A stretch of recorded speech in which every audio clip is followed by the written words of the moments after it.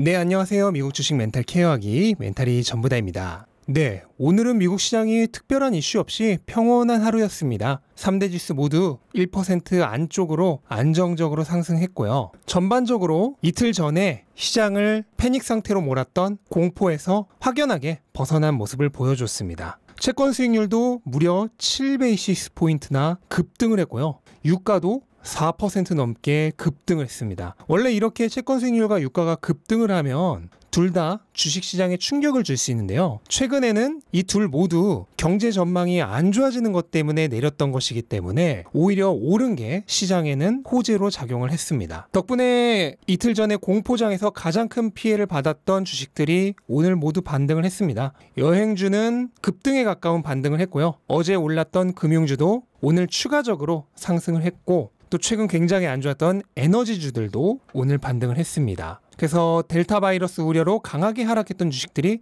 대부분 강하게 상승한 하루였습니다. 그리고 주식시장과 마찬가지로 크게 하락을 했던 암호화폐도 오늘 반등이 있었고요. 또한 뒤에서 테슬라 때 다루겠지만 더 비워드라고 하는 비트코인 관련 컨퍼런스가 열렸죠. 그래서 이 이벤트로 인해 암호화폐 시장이 전반적으로 하루 동안 굉장히 강하게 상승을 했는데요. 하지만 행사가 끝났기 때문에 어느 정도 다시 하락할 가능성은 충분히 있습니다. 네, 그리고 오늘 중소형주들이 굉장히 많이 오른 하루였습니다. 제가 어제도 말씀드렸듯 지금 혁신성장 중소형주들이 주가 흐름이 굉장히 비슷한 주식들이 많아요. 5월에 바닥을 찍고 2달 정도 강하게 반등을 했다가 최근 3주간 정도 오른 것의 절반 정도 조정을 받고 다시 반등하는 분위기라고 어제 말씀드렸죠. 근데 그 현상이 오늘도 이어지고 있습니다. 레모네이드를 보시면 5월 중순에 바닥을 찍고 2달간 급등을 했다가 그 상승분의 절반 정도까지 3주간 조정을 받고 최근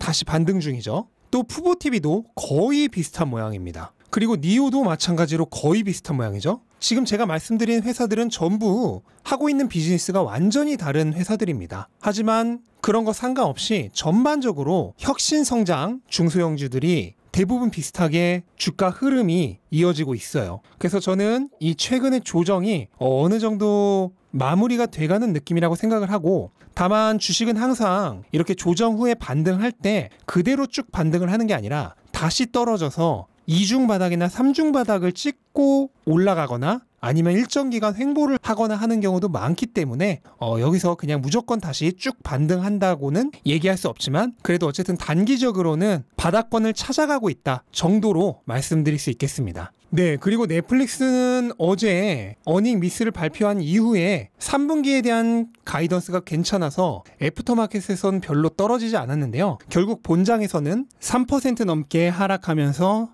시장의 실망이 드러났습니다. 넷플릭스는 2분기에 가입자 증가가 150만 명밖에 없었는데요. 3분기에는 350만 명이라는 굉장히 좋은 가이던스를 발표했죠. 하지만 그럼에도 불구하고 추가적으로 하락을 했고, 그 얘기는 3분기에 이 정도 성장률로도 시장은 만족하지 못한다는 뜻이 되겠죠. 네, 그리고 엔비디아는 어제는 뉴스에 팔아라가 나오면서 조금 하락을 했었는데 오늘 다시 반등을 했습니다. 장중 한때는 5% 정도까지 상승을 했었는데요. 저는 이게 최근 조정에 대한 일시적인 반등일 가능성이 있다고 생각을 하고요. 아직 추가적인 조정의 가능성은 더 남아있다고 생각을 합니다. 그리고 모더나도 비슷하죠. 어제가 S&P 편입점 마지막 거래일이었는데요. 그 기대감으로 장중 한때 342달러까지 상승했다가 결국 장이 마감되기 전에 팔고 나가려는 세력들에 의해서 고점 대비해서는 거의 10% 하락해서 마감을 했는데요. 정작 오늘은 다시 반등세가 나왔습니다. 근데 이것도 마찬가지로 일시적인 반등일 가능성도 있다고 생각을 하고요. 어쨌든 당분간 굉장히 변동성이 큰 주가 흐름을 보여주지 않을까 생각이 되기 때문에 본인이 확실히 공부가 되어 있는 상태에서 매수하시는 게 아니라 단순히 급등 열차에 타고 싶어서 매수하시려는 것이라면 당분간은 변동성이 굉장히 클 수 있기 때문에 섣불리 진입하지 마시고 조금 더 진정이 될 때까지 지켜보는 게 낫지 않나 생각을 합니다. 그러다 날아가 버리면 내 주식이 아니라고 생각하면 돼요. 굳이 변동성이 큰 시기에 리스크 걸고 뛰어들 필요는 없습니다. 네, 그리고 오늘 테슬라는 0.8% 정도 하락했는데요. 뭐 사실 별 이유 없이 하락을 했습니다. 다만 한 가지 확실해진 게 있죠. 최근 테슬라의 가격은 비트코인과 별 관계가 없다는 겁니다. 어제 그제 비트코인 가격이 굉장히 안 좋을 때 테슬라는 오히려 상승을 했고요. 오늘 비트코인 가격이 급등하는데 테슬라는 오히려 하락을 했습니다. 그래서 최근에는 시장이 테슬라의 가격에 비트코인 가격을 별로 반영하지 않는다는 게 확인이 됐다는 게 의미가 있겠네요. 네, 그리고 테슬라 소식 몇 가지를 전하자면요. 우선 제가 최근에도 잠깐 말씀드렸었는데 테슬라가 다른 회사의 전기차에 슈퍼차저를 공개할 가능성이 있다라고 말씀을 드렸었는데 오늘 일론 머스크가 트윗으로 그것을 확인시켜 줬습니다. 올 연말쯤에 슈퍼차저 스테이션을 모든 회사 차량에 오픈할 예정이라고 하고요. 트로이 테슬라이크의 소스에 따르면은 메르세데스나 폭스바겐 같은 독일 내연기관차 업체들과 현재 슈퍼차저 공유에 대해 논의를 하고 있고 또 폭스바겐 이골프로 직접 테스트를 했는데 15분 만에 100%까지 충전이 되었다고 합니다. 일부 테슬라 차량을 가지고 계신 유저분들은 이 슈퍼차저 공유에 대해서 조금 부정적인 생각을 가질 수밖에 없을 텐데요. 순수하게 투자자의 입장으로서 여기에 대해서 얘기를 하자면 저는 굉장히 긍정적으로 보고 있습니다. 왜냐하면 슈퍼차저 스테이션의 오픈은 당연히 무료가 아닐 것이고요.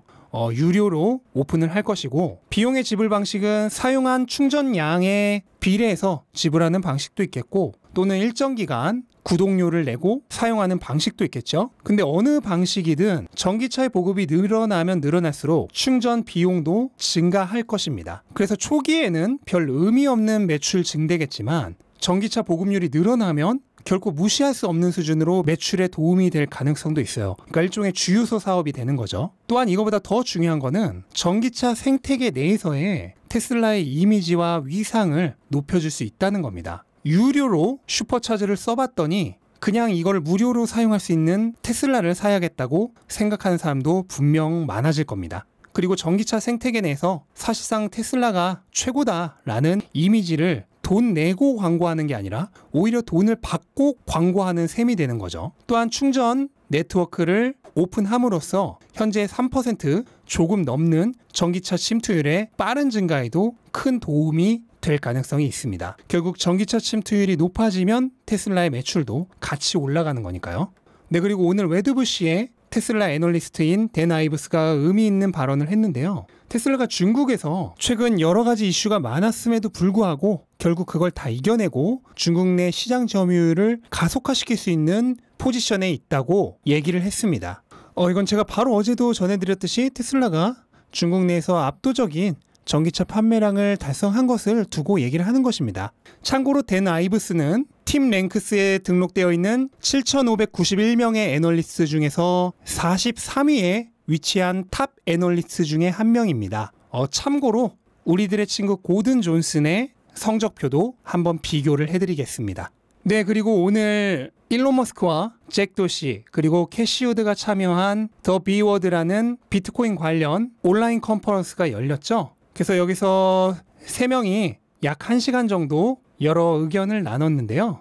테슬라와 관련된 얘기도 몇 개가 나왔는데 우선 일론 머스크는 비트코인을 여전히 지지하고 있고요. 개인적으로 비트코인과 이더리움 그리고 도지코인을 가지고 있다고 얘기를 했습니다. 그래서 비트코인 가격이 내리면 자기도 경제적으로 손해를 보고 하지만 그럼에도 불구하고 테슬라가 지구의 환경을 위한 일을 하는 기업이기 때문에 에너지 사용이 너무 많은 비트코인의 테슬라 결제를 중지시킬 수밖에 없었다고 얘기를 했습니다. 그러면서 비트코인의 재생에너지 사용량이 최근 50%를 넘었다는 얘기가 있는데 조금 더 리서치가 필요하고 만약 리서치 결과 확실하게 재생에너지 사용 비율이 50%를 넘은 것이 분명해진다면 그때 비트코인 결제를 다시 재개할 예정이라고 말을 했습니다. 하지만 오늘 이 비워드와 상관없이 테슬라 주가는 이벤트가 열리기 직전에도 이벤트가 열리는 중간에도 거의 변화가 없었습니다. 그래서 지금 시장이 이 비트코인 관련된 이슈를 더 이상 테슬라에 반영하지 않는 게 어느 정도 확실해졌고요.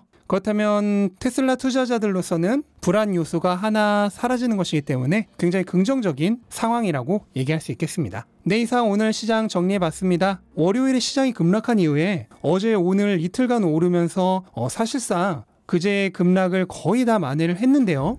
개인적으로는 이 분위기가 금요일까지 계속 이어졌으면 좋겠다는 생각을 하면서 오늘 영상 마치도록 하겠습니다. 영상 도움되셨다면 구독과 좋아요 부탁드리고 즐거운 하루 되시기 바랍니다. 감사합니다.